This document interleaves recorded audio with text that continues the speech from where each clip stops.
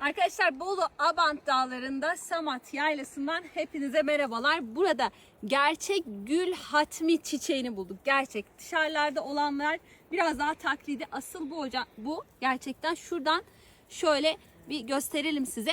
Nemli soğuk mizaca sahip, balgam, öksürük durumlarında oldukça etkili olan bitkilerden birisi. Özellikle iltihaplı öksürüklerde hem safrayı ateşin düşürülmesine yardımcı oluyor hem de balgamın sökülmesine yardımcı etkisi var. Şu şekilde şu yapraklardan 3-4 adet 3-5 dakika sıcak suda demleyerek kullanabilirsiniz. Veyahut şurada arkadaşlar şöyle yakından gösterelim. Şu tohumundan ya 7 adet ya da toz edilmiş kurutulmuş şunu bulabilirseniz yine sıcak suda 4-5 dakika kaynatarak içilmesini sağlayabilirsiniz. Hepinize şifalar olsun.